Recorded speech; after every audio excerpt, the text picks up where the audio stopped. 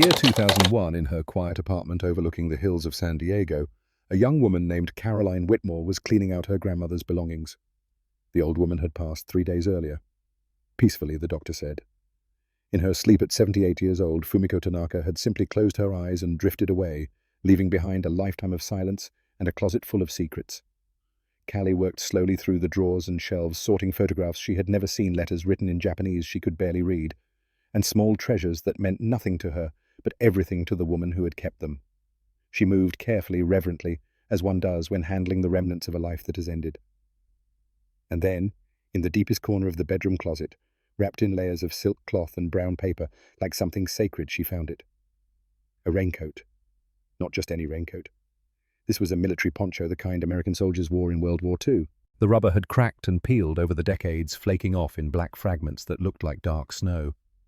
The fabric beneath was stiff and brittle, barely holding together, and on the back, faded almost beyond recognition, were the letters U.S. Army. Callie held it up to the afternoon light streaming through the window. The thing was destroyed, useless.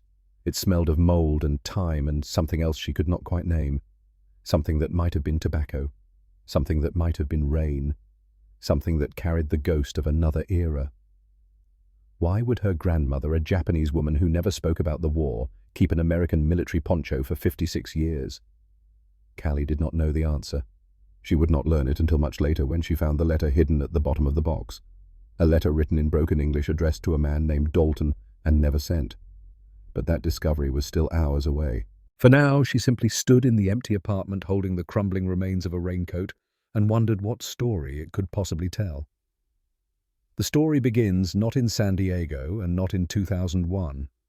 It begins in the summer of 1945 in a place that most Americans have forgotten ever existed.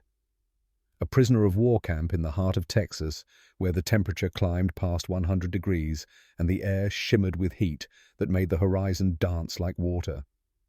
But before we arrive at that camp, before we meet the people whose lives would intersect there in ways neither could predict, we need to understand something important. In June of 1945, a Japanese girl stepped off a military truck in Texas. She weighed 71 pounds. 71 pounds. Think about that for a moment.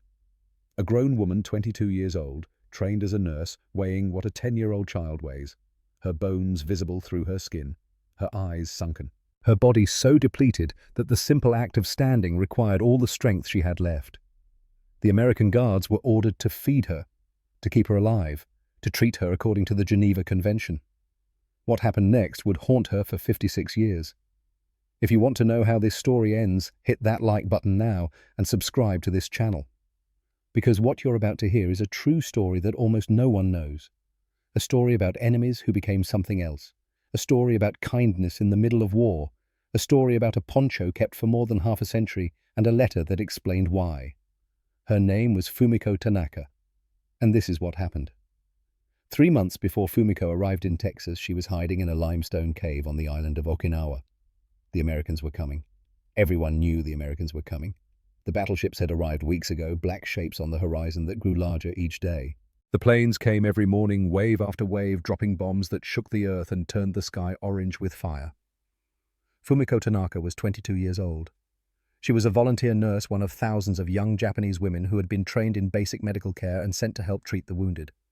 She had no military rank. She wore no uniform. She was simply a girl from the city of Naha who had been taught to clean wounds and change bandages and hold the hands of dying men.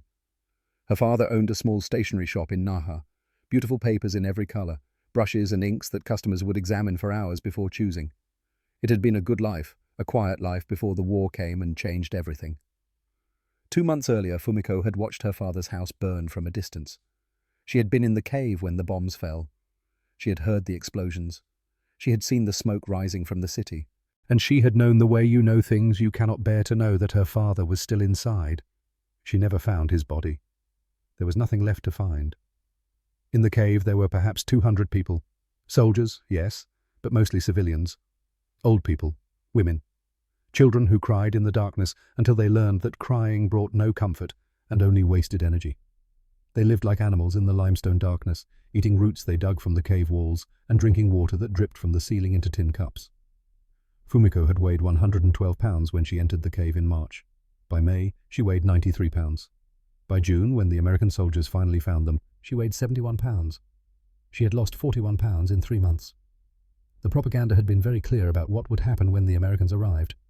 Fumiko had heard it on the radio, seen it on posters, been told by officers who spoke with absolute certainty. Americans were red devils. They had horns and fangs. They raped women and crushed prisoners under tanks. They tortured for sport. They killed for pleasure. Surrender was not an option. Death was preferable. So when the American soldiers entered the cave with their rifles and their flashlights and their strange language, Fumiko was certain she was about to die. She had expected to die for weeks.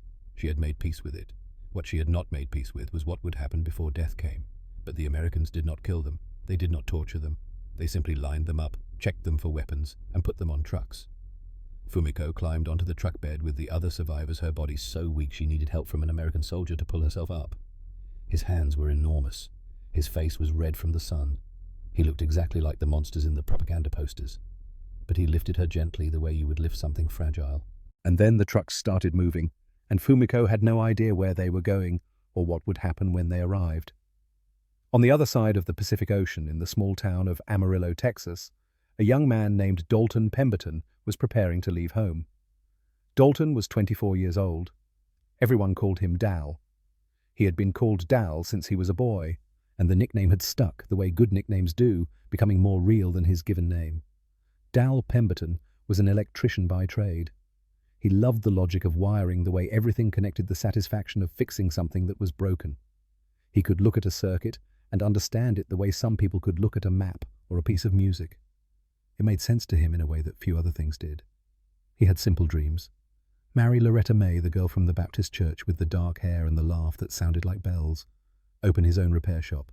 Live a quiet life under the big Texas sky. Watch the sun set over the plains every evening and wake up to the smell of his mother's biscuits every morning. The war had other plans.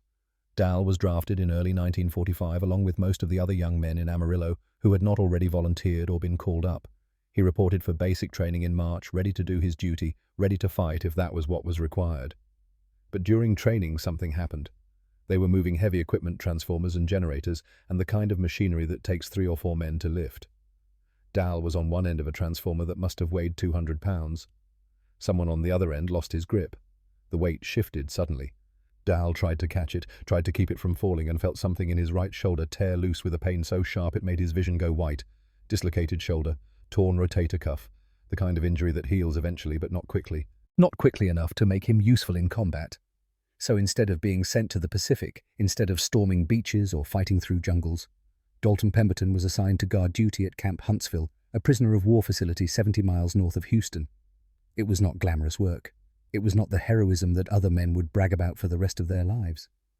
But Dal did not mind. He had seen the men who came back from the Pacific. He had seen their empty eyes and their shaking hands. He was in no hurry to earn those wounds. Before Dal left for the camp, his father pulled him aside. Silas Pemberton was a hard man in the way that men of his generation were hard. He had fought in France during the First World War. He had come home with a wooden leg and nightmares that woke him up screaming in the middle of the night. He did not talk about the war.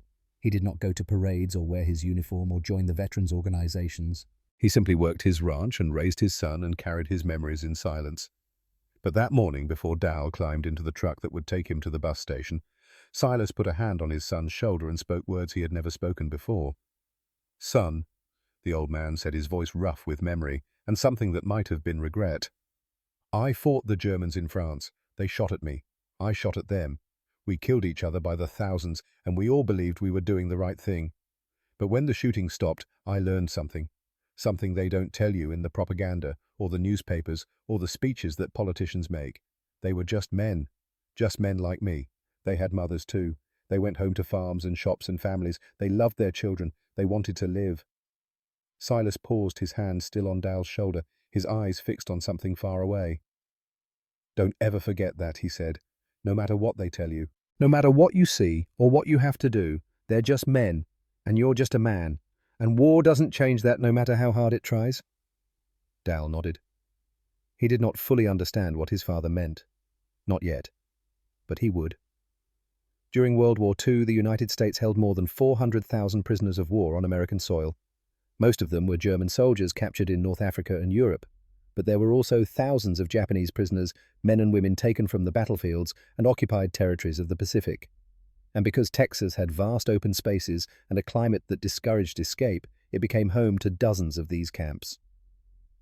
Camp Huntsville sat 70 miles north of Houston, surrounded by flat land that stretched to the horizon in every direction. In summer, the temperature climbed past 100 degrees. The air shimmered with heat. The guards sweated through their uniforms, and the prisoners wondered if they had been sent to some kind of American hell. This is where Fumiko Tanaka arrived in June of 1945. She was 22 years old. She weighed 71 pounds. She had not eaten a full meal in 4 months. She had watched her father die. She had survived 3 months in a limestone cave, eating roots and drinking rainwater and waiting for death. And when she stepped off the military truck at Camp Huntsville, she was certain she was stepping toward her execution. She looked around at the barbed wire fences, the guard towers, the men with rifles watching from above. Everything confirmed what she had been told. This was a prison. This was enemy territory. This was where she would die. But then she smelled something strange. It was not the smell of death. It was not the smell of burning or decay or fear. It was something else entirely. Something rich and smoky and almost sweet. Meat. Cooking meat. Meat. Cooking. Fumiko did not know it yet, but she was smelling Texas barbecue, brisket smoking over mesquite coals in a pit behind the main mess hall. The smell that defined Texas summers, the smell of abundance and plenty, and a land where food was so plentiful you could cook meat for 12 hours just to make it taste better. And that smell, more than anything else, would be the first crack in everything she believed about America. She was taken to a processing building where a man in a white coat examined her. He spoke English.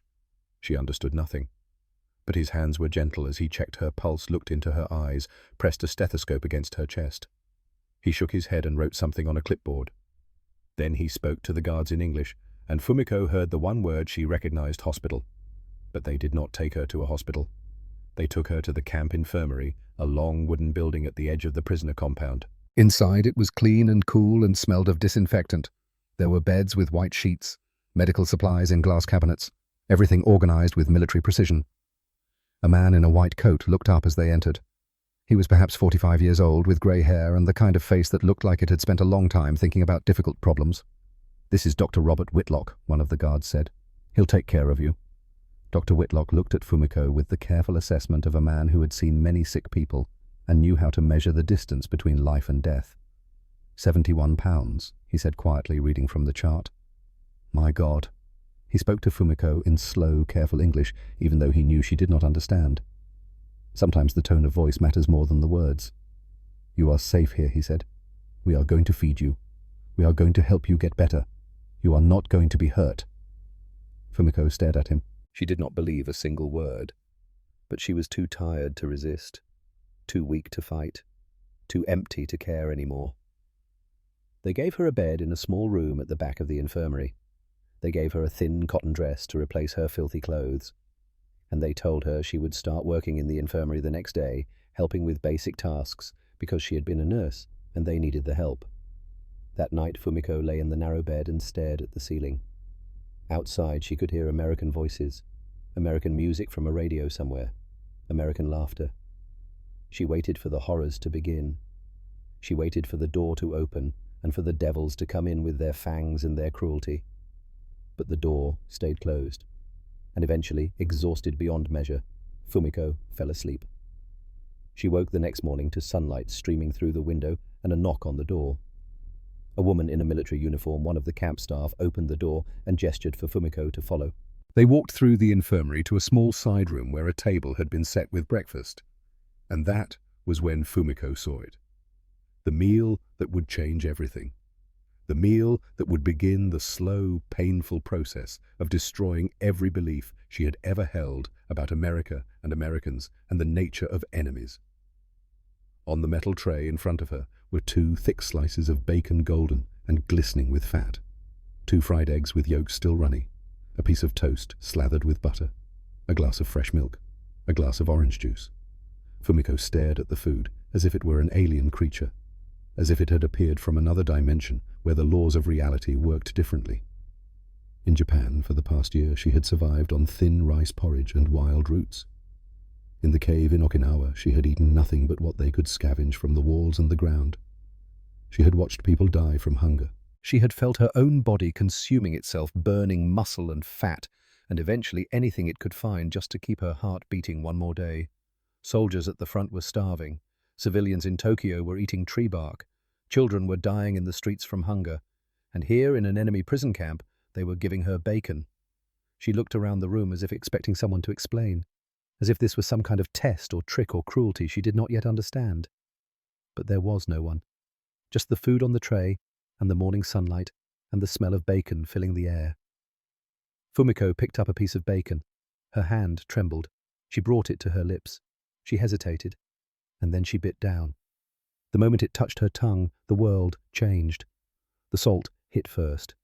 Deep and rich and overwhelming.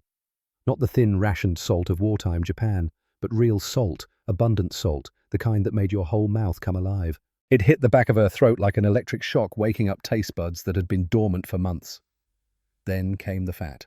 The bacon fat melted across her tongue like warm silk, coating everything in a layer of richness she had forgotten existed. It was not just taste, it was texture.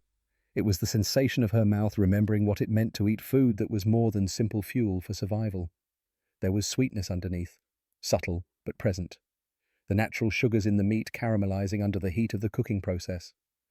And threaded through it all was the smoke. Not the harsh, acrid smoke of destruction she knew from the war, not the smoke of burning cities and funeral pyres, but something gentler, something almost fragrant. The smoke of hickory wood burning in a Texas morning. The smoke of a land where there was so much abundance you could spend 12 hours cooking meat just to make it taste better. The bacon crunched between her teeth and dissolved into 1,000 tiny pleasures. Each bite was a revelation. Each sensation was proof that everything she had been told was wrong. Fumiko closed her eyes.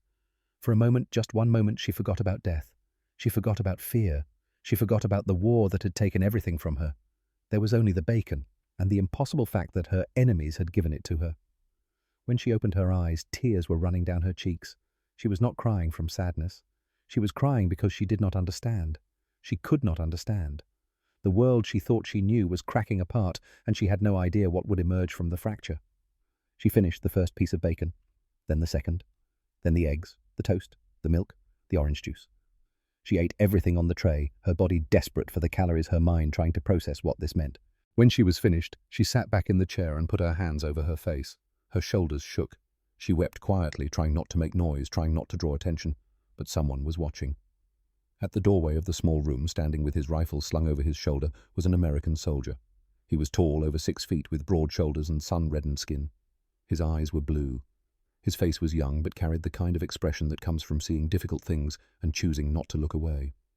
His name was Dalton Pemberton, and he had just witnessed something he would never forget. The small Japanese woman, thin as a shadow, weeping over a plate of bacon. Dal did not speak. He did not move. He simply stood there, watching, understanding in some wordless way that he was seeing something important, something that mattered.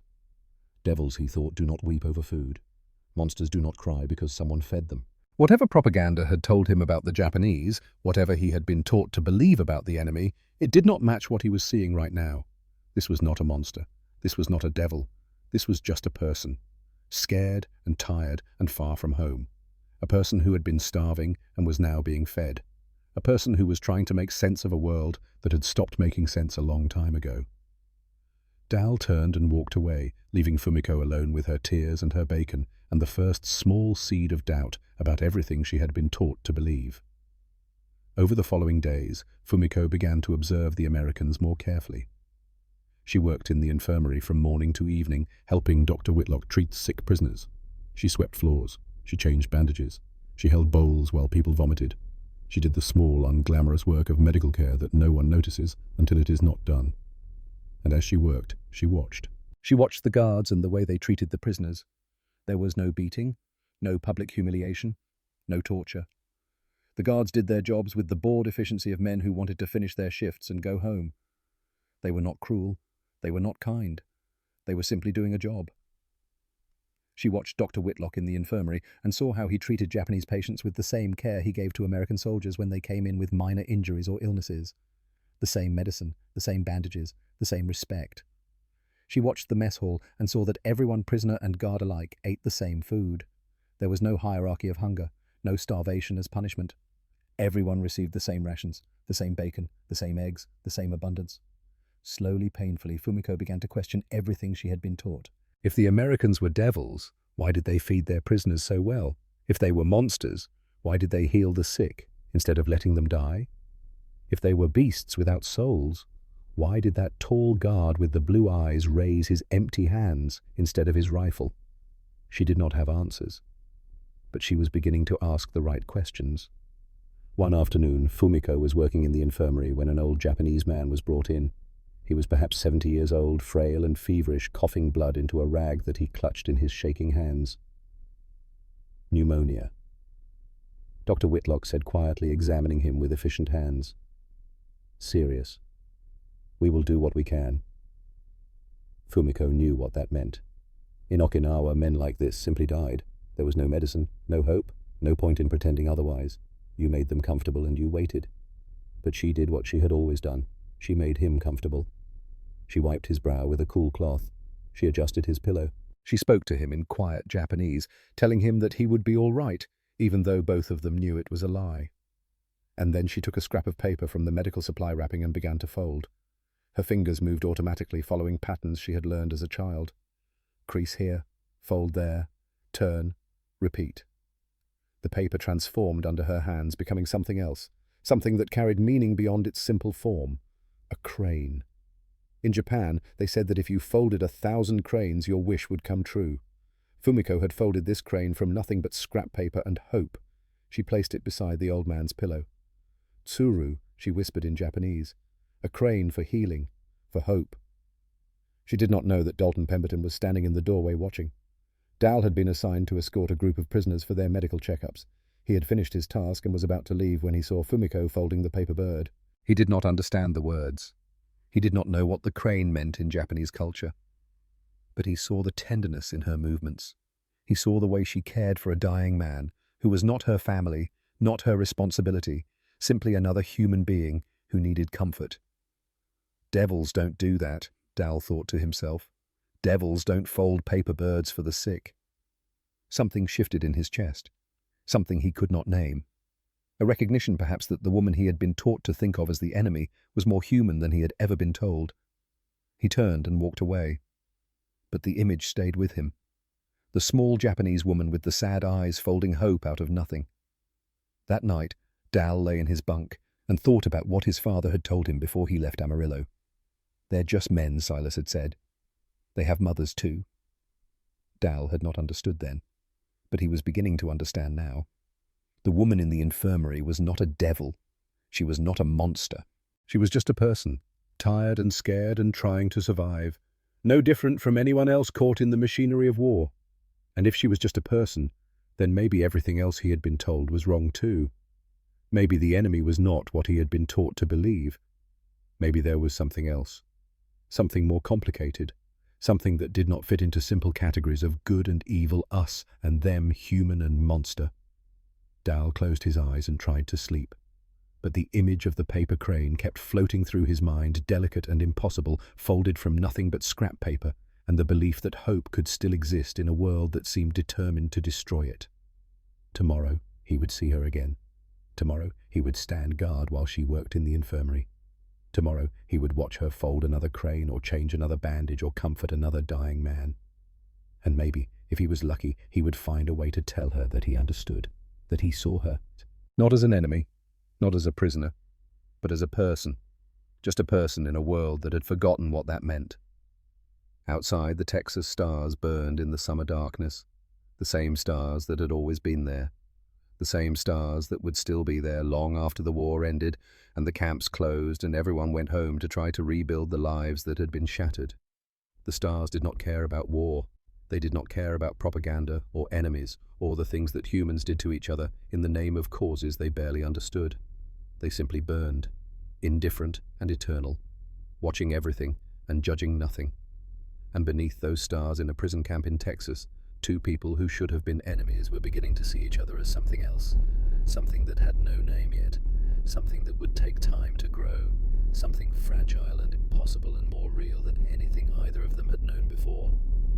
But that story was just beginning. and tomorrow would bring something neither of them expected. A sandstorm was coming. The medical records showed the progression clearly. Week 1, 71 pounds. Week 2, 76 pounds. Week 3, 82 pounds. Week 4, 89 pounds. Dr. Whitlock reviewed the charts with the satisfaction of a man who understood that bodies given proper nutrition and rest remembered how to heal. The human organism was remarkably resilient. Even after months of starvation, even after being pushed to the edge of survival, it could come back. Fumiko's body was coming back. Every morning she received the same meal: bacon, eggs, toast milk, orange juice. Every meal was a small miracle. Every bite was proof that the world worked differently than she had been taught. But the weight gain was more than physical. Something else was growing alongside the recovering muscle and fat. Something harder to measure, but just as real: understanding. Every day, Fumiko watched the Americans. She watched how they worked, how they spoke to each other, how they treated the prisoners. She saw no cruelty, no torture, no horrors, just people doing jobs they had been assigned, counting the hours until they could go home. And every day she saw the tall guard with the blue eyes. Dalton Pemberton had started finding reasons to be near the infirmary. He told himself it was part of his patrol route. He told himself he was just doing his job. But he knew the truth. He wanted to see her. He wanted to understand her. He wanted to reconcile the propaganda he had been fed with the reality of what he was witnessing. They did not speak. Fumiko knew almost no English.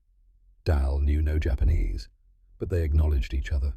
A nod, a brief glance, small gestures that carried more meaning than words. And then, in late July, something happened that would change everything between them. A sandstorm was coming. Texas sandstorms are legendary. They rise from the west like walls of rust, hundreds of feet high, blotting out the sun and turning the sky the color of dried blood. The wind screams. The sand finds every crack, every gap, every opening. It fills eyes and noses and throats until breathing becomes a battle. The old-timers called them haboobs, a word borrowed from the Arabic, because there was no English word that captured the apocalyptic nature of these storms. On the afternoon of July 26th, the storm appeared on the horizon at 2 o'clock. By 2:30, the camp commander had ordered everyone to seek shelter. By 3 o'clock, the wall of sand hit Camp Huntsville like the fist of an angry god. When the storm arrived, Fumiko was alone in the infirmary with 3 bedridden patients. Dr. Whitlock had returned to the officers' quarters an hour earlier. The other medical staff had found shelter elsewhere. There was only Fumiko, the 3 sick men, and the howling darkness that suddenly surrounded them. The wind hit first. It came through the gaps in the walls with a sound like tearing metal. The windows rattled in their frames. The building groaned under the assault wood creaking and nails straining against forces they had not been designed to withstand. Then came the sand. It poured through every opening, every crack, every imperfect seal. Within seconds, the air inside the infirmary turned brown. Fumiko could barely see her hand in front of her face. She ran from bed to bed, covering the patients' faces with wet cloths so they could breathe. One of the men was crying. Another was praying in Japanese, his voice barely audible over the roar of the storm. The third simply stared at the ceiling with the resigned expression of someone who had survived too much to be surprised by anything anymore. Fumiko worked frantically, checking each patient, adjusting their cloths, trying to keep the sand away from their mouths and noses. Her own eyes were burning. Her throat felt like she had swallowed broken glass. But she did not stop. She could not stop. These men were her responsibility. She would not let them die because of sand. The front door exploded inward. Fumiko spun around, heart seizing, certain that the storm had finally come to kill her, that the building was collapsing, that this was the end. But it was not the storm. It was Dalton Pemberton. He stood in the doorway, a cloth wrapped around his face, his entire body coated in red dust. He looked like a statue carved from Texas earth, like something that had risen from the ground itself. He had no reason to be here. His post was on the other side of the camp. He had a shelter. He was safe. But he had come anyway. The patients, he shouted over the wind. "Are they okay?" Fumiko did not understand the words, but she understood the question. She understood the concern in his voice. She pointed at the 3 beds and nodded frantically. Dal did not wait for more. He threw himself against the door, forcing it closed against the wind. Then he began shoving furniture against it, piling chairs and tables and anything heavy enough to hold back the storm. He pointed at the gaps in the walls and made stuffing motions with his hands. Fumiko understood immediately. She grabbed rags and blankets and began filling the cracks, pushing fabric into every opening she could find. They worked together for 2 hours. No words. There were no words that could cut through the roar of the storm, but they communicated through glances and gestures, through nods and pointed fingers. When one of them spotted a new gap, the other was already moving to fill it. When Fumiko was thirsty, Dal handed her his canteen without being asked. She drank and passed it back. They shared water from the same container, enemy and enemy, as the world tried to bury them in sand. When Fumiko's strength began to fail, Dal took over the heavy work, shoving furniture and lifting beams. When Dal could not reach a high crack, Fumiko climbed on a chair and stuffed it with rags. They moved like a team, like people who had worked together for years instead of hours, like the artificial divisions between them had ceased to matter in the face of immediate survival. Slowly, painfully, they sealed the room. The wind still howled outside. The sand still pounded against the walls, but inside the air began to clear. The patient stopped coughing. Fumiko could breathe without feeling like she was drowning. Dal slumped against the wall, exhausted. His face was covered in dust. His eyes were red and bloodshot. His lips were cracked and bleeding from the dry air. Fumiko sat down on the floor beside him, equally filthy, equally exhausted. For a long moment, they simply sat there, breathing hard, listening to the storm rage outside. And then Fumiko did something she had not done since arriving in Texas. She smiled. It was a small smile, barely there, the kind of smile that appears when you realize you have survived something you thought would kill you. But it was real. Dal saw the smile and felt something loosen in his chest, something that had been tight and afraid. He smiled back. "Thank you," Fumiko said. It was one of the only English phrases she knew, one of the first things Dr. Whitlock had taught her.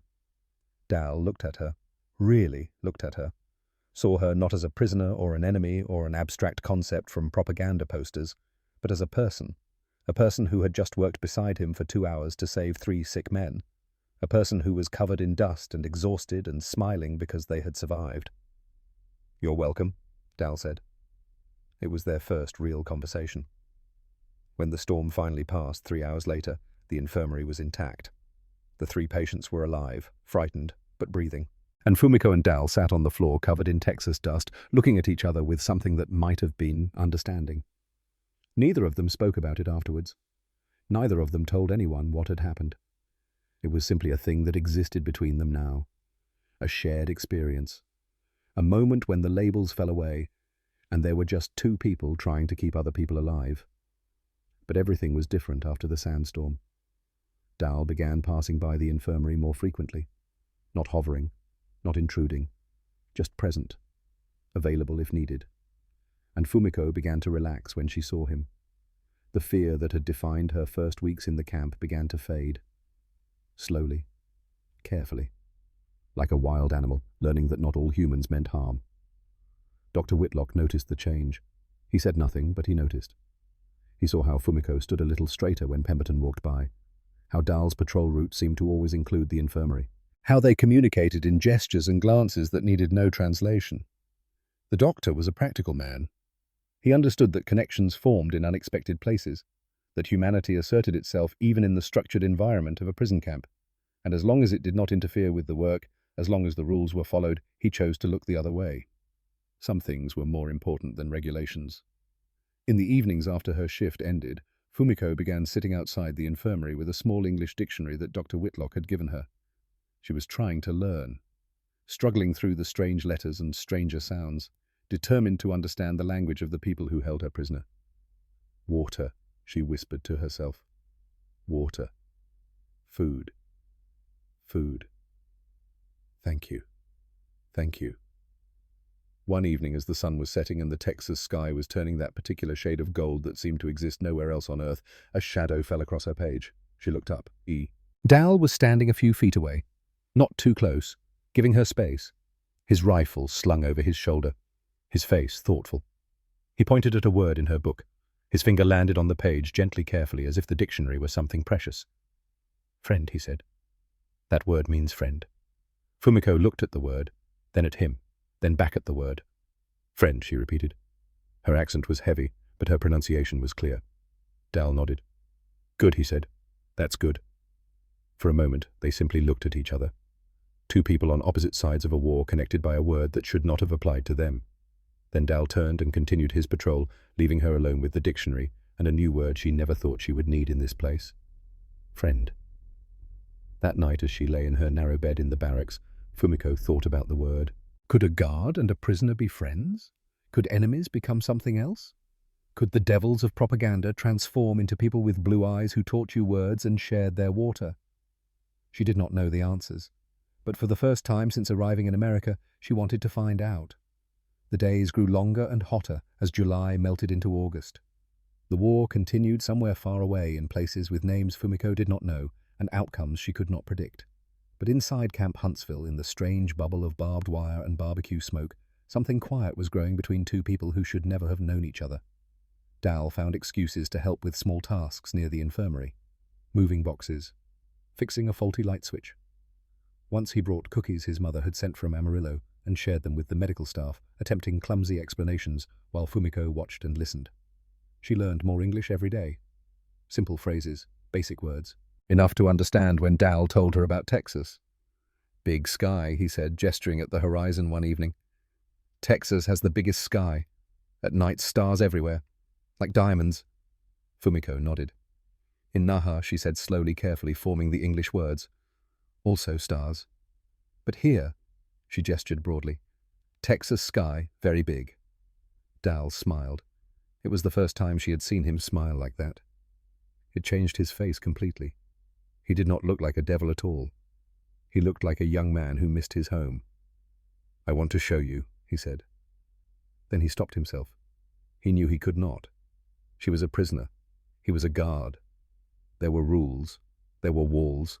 There were oceans between them that had nothing to do with water. But he wanted to. And that wanting was something new. Fumiko saw the shift in his expression. She understood. There were things that could not be said. Doors that could not be opened, futures that did not exist for people like them. She simply nodded and returned to her dictionary. Some connections are not meant to last, but that does not make them less real. And so the days passed, each one a small brick in a bridge that would never be finished. A bridge between a woman who had been taught to hate and a man who refused to be hated. Neither of them knew that the world was about to change again. Neither of them knew that in a city called Hiroshima on the other side of the planet, scientists were loading a weapon that would end one war and begin 100 others. Neither of them knew that the news would arrive in just a few days and that everything would be different after. But for now, in the Texas heat, under the big sky full of diamond stars, they had this moment. A guard and a prisoner, a man and a woman, two people learning that the enemy is not a monster, just another human being trying to survive. August 6th, 1945. The day the world cracked open. Fumiko was in the infirmary wrapping a bandage around an old man's swollen ankle when Dr. Whitlock burst through the door. His face was the color of ash. His hands were shaking. He looked like a man who had just witnessed the end of everything. Hiroshima, he said. His voice cracked on the word.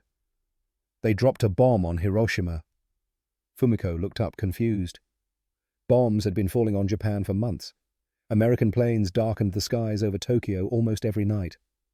What was one more bomb? One bomb, Dr. Whitlock said, as if reading her thoughts. Just one. The whole city is gone. Vaporized. They are saying 80,000 people died in seconds. Maybe more. The bandage slipped from Fumiko's fingers. She had an aunt in Hiroshima, her father's younger sister, who had married a merchant there 20 years ago. A woman who made the best miso soup Fumiko had ever tasted. A woman who sent letters at New Year with carefully folded origami cranes.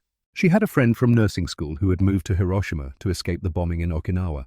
A girl named Yuki who laughed like wind chimes and wanted to open a clinic for children. She knew people in Hiroshima. Ordinary people. People who woke up to ordinary mornings, made tea, went to work, lived their small, quiet lives. And then the light. Brighter than the sun. And then nothing. Not possible, Fumiko whispered in Japanese. One bomb cannot destroy a city. But she looked into Dr. Whitlock's eyes and saw that he was not lying. He was not exaggerating. He was simply telling her the truth, and the truth was too enormous to comprehend. The news spread through the camp like fire through dry grass. Within an hour, every prisoner knew. They gathered in small groups, whispering, weeping, praying. Some fell to their knees and did not get up. Some stood frozen, staring at nothing, their minds refusing to process what they had heard. Fumiko walked behind the infirmary and vomited. She vomited until there was nothing left inside her. She vomited until she was empty, until she was just a hollow shell kneeling in the Texas dirt, retching up fear and grief and the shattered remains of everything she thought she understood about the world. The Americans did not just have soldiers and ships and planes. They had the power to erase cities. They had become gods of destruction, and she was in their hands. What would stop them from dropping another bomb? What would stop them from dropping one on this camp, on her, on every Japanese person still breathing?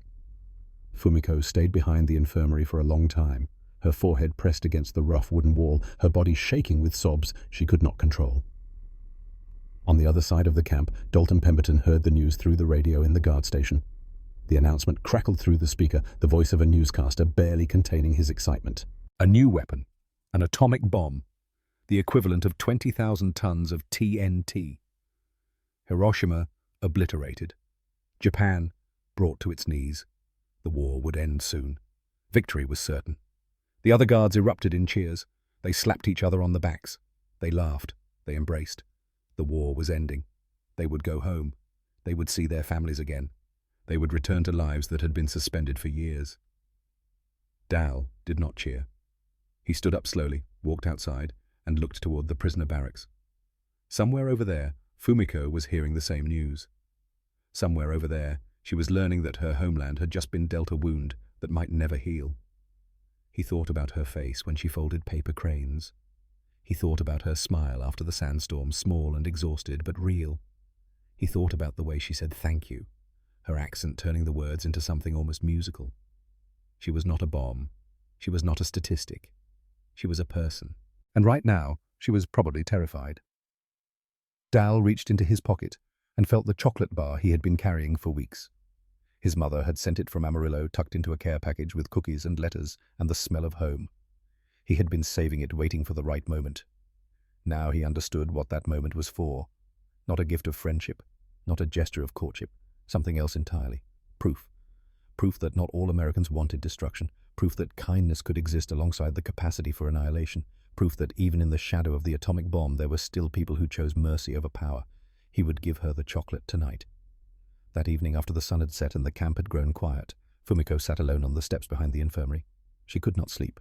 She could not eat. She could only sit and stare at the Texas sky, wondering if Hiroshima's sky had looked the same in the moment before the light came. The stars were brilliant tonight, scattered across the darkness like spilled salt.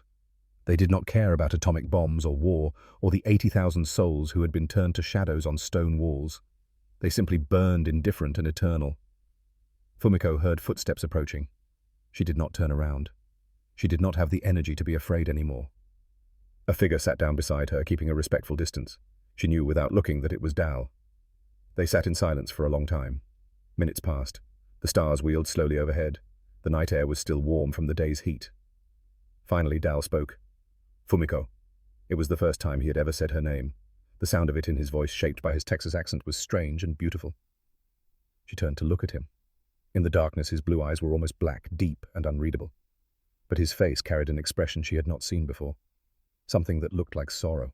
Something that looked like apology. He reached into his pocket and pulled out a chocolate bar. Hershey's, the wrapper said, with silver letters that caught the starlight. For you, he said, placing it in her hands. Fumiko stared at the chocolate. Such a small thing, such an ordinary thing. But in this moment, after this day, it felt like the most important object in the world. Why, she asked. Her English was halting, but the question was clear. Hiroshima. Your country killed many people. Why you kind?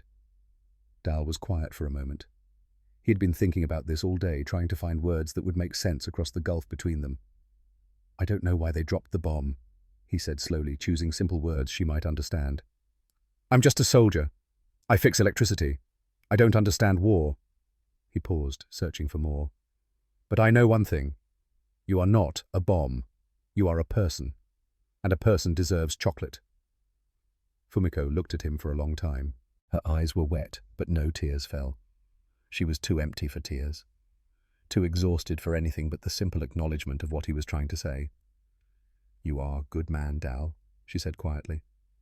No. Dal shook his head. I'm just a Texas man. We share what we have. That's all. Fumiko looked down at the chocolate bar. Then, carefully, deliberately, she broke it in half and held one piece out to him. Share, she said. Dal looked at the chocolate in her hand. She was offering him half of his own gift. She was turning his gesture into something mutual, something equal. Not charity from captor to captive, but an exchange between two people choosing to be human together. He took the piece. They ate in silence, sitting side by side under the Texas stars, the sweetness dissolving on their tongues. It was not a romantic moment. There was nothing romantic about war or prison camps or atomic bombs. But it was a moment of hope. And hope in August of 1945 was the rarest thing in the world. 3 days later, Nagasaki. Another city erased. Another 100,000 lives snuffed out in a flash of light. The Japanese prisoners at Camp Huntsville walked through their days like ghosts. They ate without tasting. They worked without seeing. They existed in a state of suspended horror, waiting for the next bomb, the next announcement, the next chapter in a nightmare that seemed to have no end. And then 1 week after Hiroshima, the announcement crackled through the camp loudspeakers. The English words were repeated twice to make sure everyone understood. Japan has surrendered. The war is over. All hostilities will cease immediately. Fumiko stood in the middle of the infirmary, a roll of bandages clutched in her hands. Relief that the dying would stop. Grief for the millions already dead. Shame at her country's defeat. Fear of what would come next. Joy that she might see her mother again. Terror that her mother might already be gone. So many emotions at once that they cancelled out into strange, flat emptiness. Around her, the other prisoners reacted in different ways. Some wept. Some cheered quietly. Some simply sat down on the ground and stared at nothing, their minds unable to process the weight of the moment. Fumiko went to find Dr. Whitlock. "Please," she said, her voice trembling. "My mother. She is in Kagoshima. Can you find out if she is alive?" The doctor nodded. He understood. In the chaos of Japan's surrender, millions of families had been torn apart. Millions of people were searching for loved ones, hoping against hope that the people they cared about had survived. "I will contact the Red Cross, Doctor," Whitlock said. "It may take time." Time. Fumiko had nothing but time. She was still a prisoner, still trapped behind barbed wire, still waiting for someone to decide her fate. But for the first time since Okinawa, she allowed herself to hope. 2 weeks passed. The longest 2 weeks of Fumiko's life. She worked in the infirmary, she ate her meals, she watched the Americans celebrate their victory with barbecues and baseball games and laughter. The tension in the camp had evaporated. The guards were looser, friendlier, already thinking about home. The prisoners were quieter, lost in their own thoughts about a future that was suddenly possible again. Dal found more reasons to visit the infirmary. Now that the war was over, the strict rules about fraternization had relaxed. He could talk to Fumiko without worrying about consequences. Their conversations grew longer. Fumiko's English improved daily, fed by Dr. Whitlock's dictionary and Dal's patient repetition. They talked about Texas, about the big sky and the oil wells and the way the land stretched flat forever in every direction. They talked about Japan, about Okinawa's beautiful beaches before the war, about Naha's busy streets. About the taste of fresh fish and pickled vegetables and rice that was actually white and pure instead of mixed with weeds. They talked about family. Dal described his mother's apple pie, the way the crust shattered under your fork, the cinnamon smell that filled the whole house. Fumiko told him about her father's stationery shop, the rows of beautiful paper in every color, the brushes and inks that customers would examine for hours before choosing. They did not talk about the future. There was no future for them. She would return to Japan. He would return to Texas. The Pacific Ocean would lie between them like an uncrossable desert. But for now, in these stolen moments, they had each other. Then, finally, the news came. Dr. Whitlock called Fumiko into his office. His face gave nothing away. The Red Cross responded, he said. "About your mother." Fumiko stopped breathing. "She is alive. She is in a refugee camp in Kagoshima. She is waiting for you." Fumiko's knees buckled. She collapsed onto the floor, not from grief, but from the sudden release of a weight she had carried for so long she had forgotten it was there. Her mother was alive. She was going home. She cried for the first time since Okinawa. Real tears, loud sobs, the kind of weeping that comes from a place too deep for words. Dr. Whitlock let her cry, standing quietly by the window, giving her the space to feel everything she had been holding back. When she finally stopped, her face swollen and her throat raw, she looked up at him. When she asked, "When can I go?" "Soon," he said. "The camp is closing. All prisoners will be repatriated within the month. 1 month, 30 days, and then Japan, and then goodbye to everything she had found in this strange place. Goodbye to Dr. Whitlock and the infirmary. Goodbye to Texas and its impossible sky. Goodbye to Dal. The last week of September brought an unexpected event. The camp commander announced a farewell barbecue. Prisoners and guards would eat together one final time, a celebration of the peace that had finally come. It was an unusual gesture, almost unprecedented, but these were unusual times. The war was over, the killing had stopped, and perhaps some of the men in charge thought it was time to acknowledge that the people on both sides of the wire were just people. Fumiko had never been to a real Texas barbecue. She had tasted bacon in the mess hall. She had eaten hamburgers and hot dogs, but nothing had prepared her for what she saw when she walked onto the field behind the main building. A pit had been dug into the earth long and deep, filled with glowing mesquite coals. Above the coals, enormous slabs of beef brisket hung suspended on metal grates, smoke rising from them in lazy curls that caught the evening light. The smell was overwhelming, rich and deep and primal, the smell of fire and fat and something almost sacred. Dal appeared beside her, holding 2 plates loaded with food.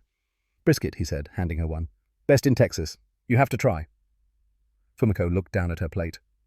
The meat sat there like a masterpiece. Its surface was blackened and caramelized, its edges glistening with rendered fat. Beside it were beans in thick brown sauce coleslaw, bright with vinegar, and cornbread still warm from the oven. She did not know where to start. "Hands," Dal said, demonstrating by tearing off a piece of brisket with his fingers. "In Texas, we eat barbecue with hands." Fumiko hesitated. In Japan, eating with your hands was considered crude, uncivilized. But she was not in Japan. She was in Texas. And in Texas, the rules were different. She pulled off a piece of meat. The bark came away first. The blackened crust that formed after 12 hours over low heat. It crackled against her fingertips, dry and textured like the surface of the earth after rain. Beneath the bark, the meat was pink and impossibly tender. So soft it fell apart without resistance. She put it in her mouth. The bark shattered between her teeth, releasing a wave of flavor so intense it was almost violent. Salt and pepper and garlic and something sweet, all bound together by the deep, pervasive taste of smoke. Then came the meat itself, dissolving on her tongue like a dream. The fat rendered instantly into liquid silk that coated every surface of her mouth. The smoke flavor was not harsh or acrid. It was gentle, almost sweet. The taste of mesquite wood and Texas heat and hours of patient, careful cooking. It tasted like the land itself, like dust and sun and wide open spaces. Fumiko closed her eyes.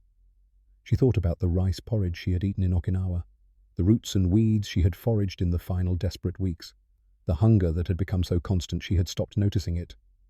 And now this, a piece of meat so rich and perfect it seemed impossible, given to her by her enemies, shared with her like she was a guest, not a prisoner.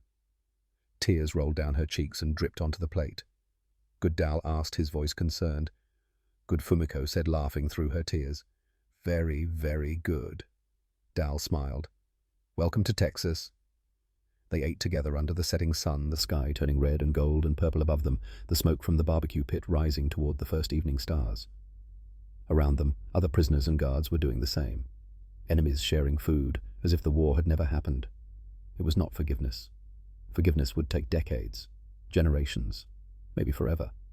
But it was a start. 3 days after the barbecue, Dal received his orders. Discharge papers. He was going home. 2 weeks and he would be back in Amarillo, eating his mother's cooking, sleeping in his own bed, returning to the life he had left behind. He should have been overjoyed. He had dreamed of this moment for months. Home. Loretta May. Normal life. But when he thought about leaving, all he could see was Fumiko's face. He found her at the infirmary organizing supplies that would be transferred to another facility when the camp closed.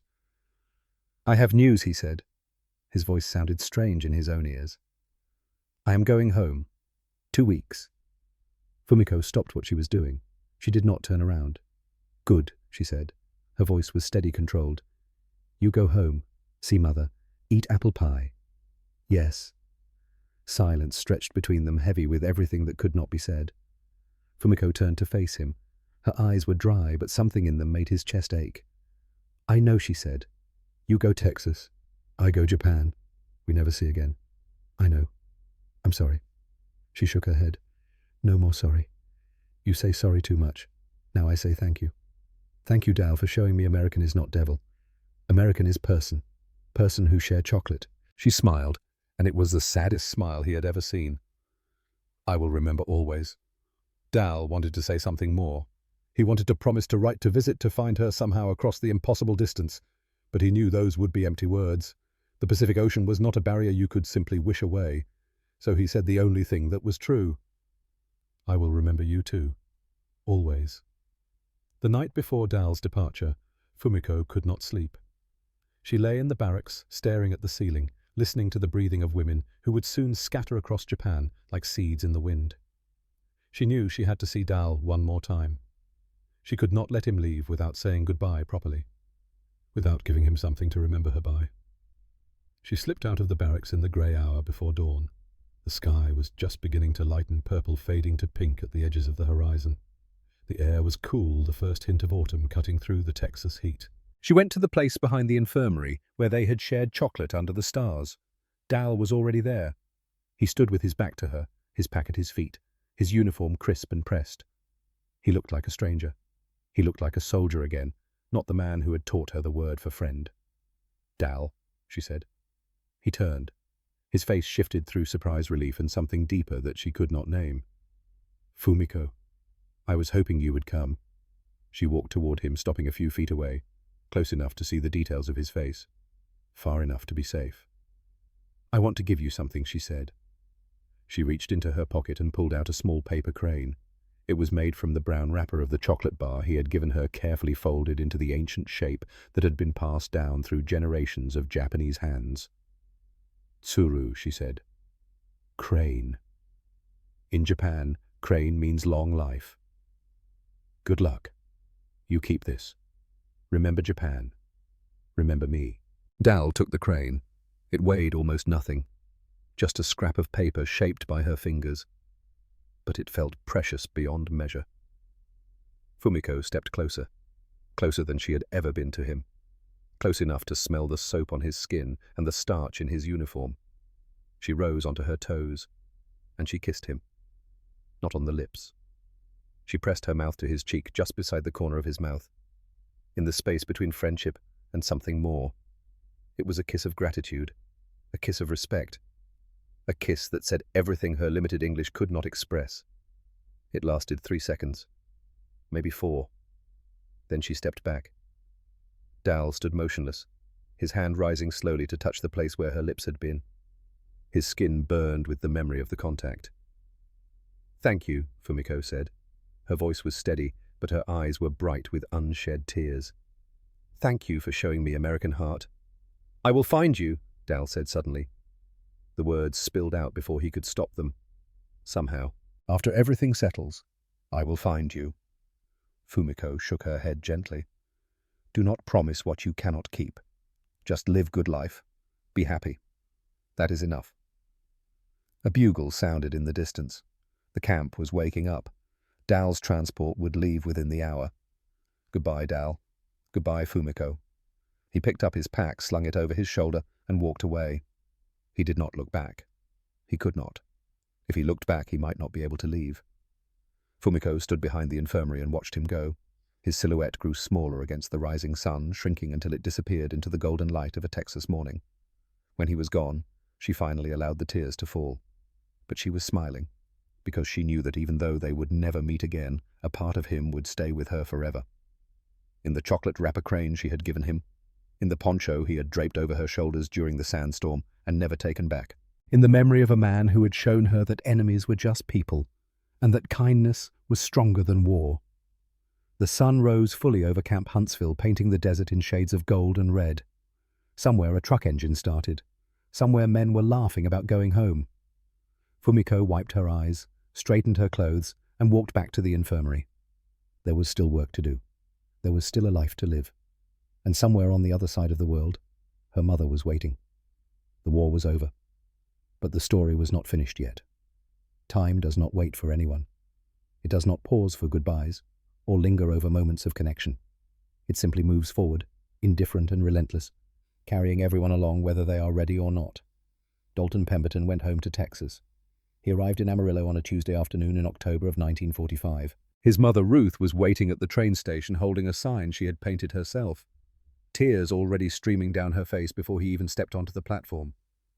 His father, Silas, stood behind her, leaning on his cane, his weathered face cracked into the widest smile Dal had ever seen. They drove home through streets lined with American flags. The war was over. The boys were coming back. The whole country was drunk on victory and relief and the intoxicating promise of peace. That night, Ruth made her son's favorite meal: fried chicken with mashed potatoes and gravy, green beans from the garden, cornbread still warm from the oven. And for dessert, apple pie with a lattice crust so perfect it looked like something from a magazine. Dal ate until he thought he would burst. He laughed at his father's jokes. He told carefully edited stories about Camp Huntsville, leaving out the parts that mattered most. He went to bed in his childhood room and stared at the ceiling until dawn. In his wallet, tucked behind his driver's license, a small paper crane made from a chocolate wrapper waited in the darkness. He did not tell anyone about Fumiko. Some stories are too fragile to be spoken aloud. Some memories are too precious to be shared. Dal married Loretta May the following spring. She was everything he had remembered: kind and patient and devoted. She made excellent biscuits and sang in the church choir and never asked questions about the war. She knew the way wives know things, that her husband carried something inside him that he could not share. And she loved him enough to let him keep it. They had a son in 1950. They named him Clayton after Loretta's father. He was a good boy, curious and energetic, with his mother's gentle temperament and his father's blue eyes. Dal returned to his trade. He fixed electrical systems and repaired radios, and eventually opened his own small business. Pemberton Electric, the sign said, painted in bold letters on the side of his truck. He became known throughout the county as a man who could fix anything, who showed up when he said he would, who charged fair prices and did honest work. Years passed. Decades passed. Clayton grew up and went to college and moved to Houston and started his own family. Loretta's hair turned grey and then white. The model airplanes in Dal's childhood room were packed away and eventually thrown out. Through it all, Dal kept the paper crane. He transferred it from wallet to wallet as the leather wore out and was replaced. He never unfolded it, never examined it too closely, never did anything that might damage the delicate folds. It simply existed. A small constant in a life full of change. A reminder of something that had happened long ago to a person he used to be. He never joined the veterans of foreign wars. He never marched in Memorial Day parades. He never watched war movies or documentaries. When the television showed footage from the Pacific Theater, grainy images of island battles and mushroom clouds, Dal would quietly stand up and walk outside to sit on the back porch. Loretta noticed. She always noticed. "You okay, honey?" she would ask when he came back inside. "Just needed some air," he would say, and she would nod and return to her knitting. And neither of them would mention it again. Sometimes late at night, Dal would sit on that back porch alone and look up at the Texas stars. They were the same stars that had shone over Camp Huntsville 50 years ago. The same stars under which he had shared chocolate with a frightened Japanese woman who had taught him that enemies were just people wearing different uniforms. He wondered if she ever looked at the stars and thought of him. He wondered if she was still alive. He wondered if she had found happiness. He never tried to find out. On the other side of the Pacific, Fumiko Tanaka was building a life of her own. She returned to Japan in late 1945 on a ship crowded with repatriated prisoners and soldiers and civilians who had been scattered across the Pacific by the winds of war. The voyage took 3 weeks. She spent most of it standing at the rail, watching the ocean pass beneath her, thinking about everything she had lost and everything she had found. Her mother was waiting in Kagoshima, thinner and greyer than Fumiko remembered, but alive.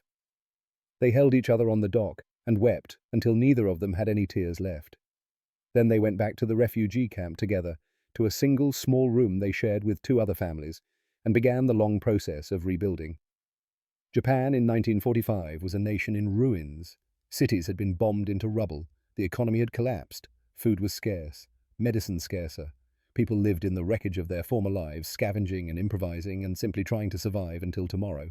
Fumiko found work as a nurse at a local hospital. It was grim work. Many of her patients were survivors of the atomic bombs, people whose bodies had been damaged in ways that medicine could not fully repair. She changed bandages that covered wounds that would never heal. She held the hands of people who died slowly, their cells corrupted by radiation. She learned to smile even when her heart was breaking, because sometimes a smile was the only comfort she could offer. In 1952, Fumiko married a man named Kenji Yamamoto. He was a former soldier who had lost his right arm in Manchuria. He was quiet and kind and never spoke about the war.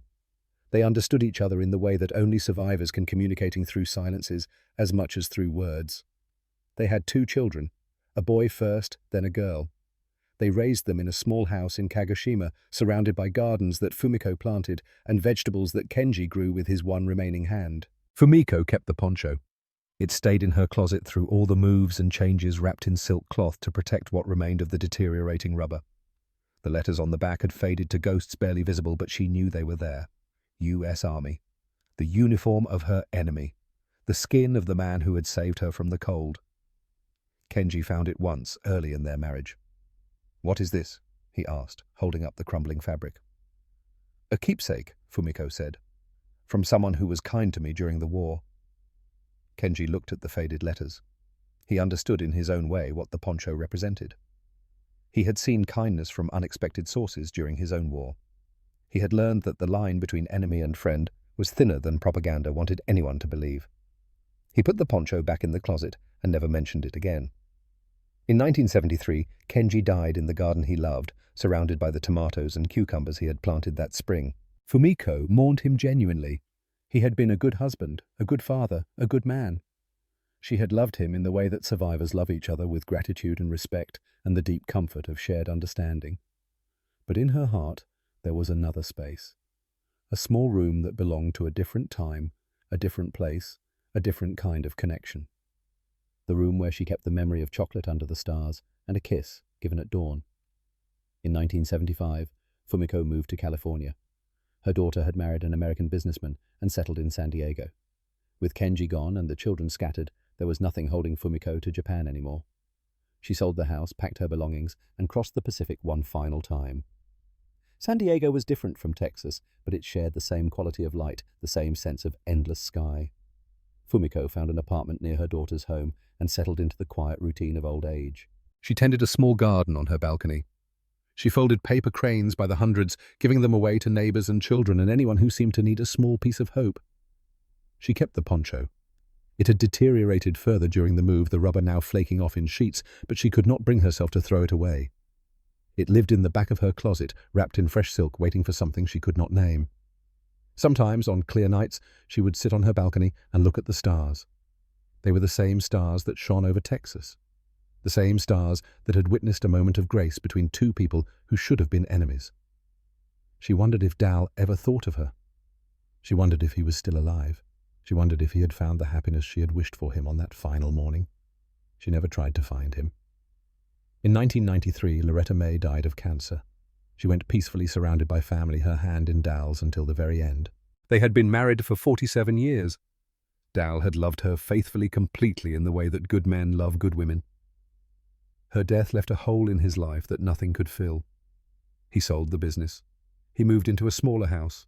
He spent his days gardening and reading and sitting on the back porch watching the Texas sky cycle through its endless variations of blue and gold and red.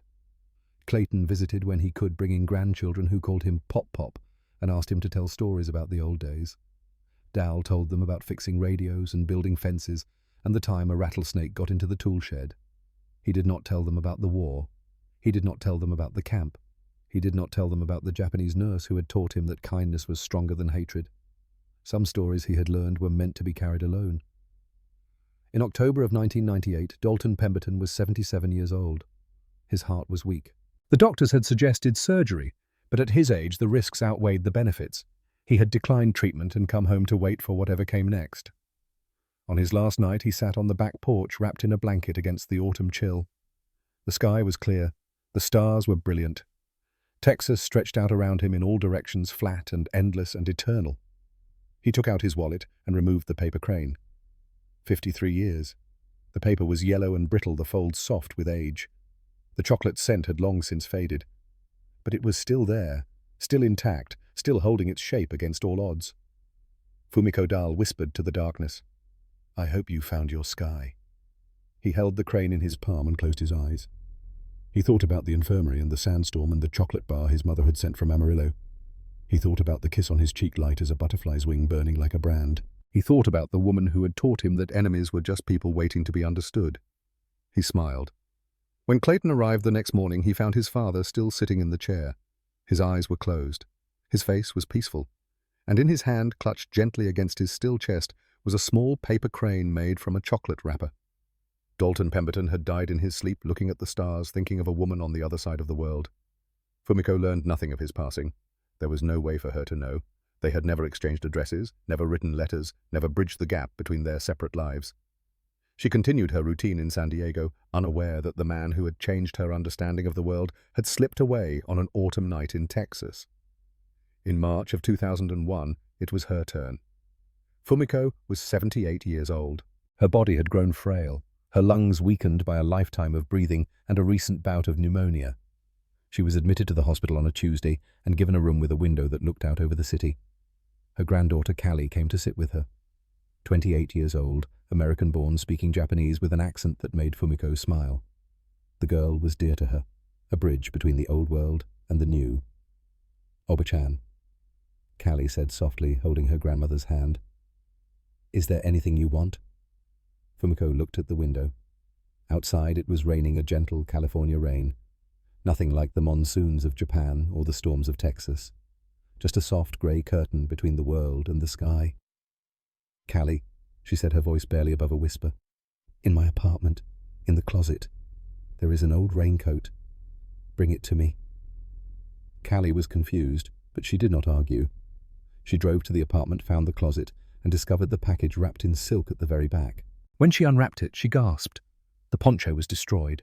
The rubber had completely disintegrated, leaving only fragments clinging to the fabric beneath. It smelled of age and decay. It looked like something that should have been thrown away decades ago. But on the back, faded almost beyond recognition, she could still make out the letters. U.S. Army. She brought it to the hospital and placed it in her grandmother's hands. Fumiko raised the ruined fabric to her face and breathed deeply. The smells were gone. The tobacco, the rain, the Texas dust. All of it had faded to nothing over the years.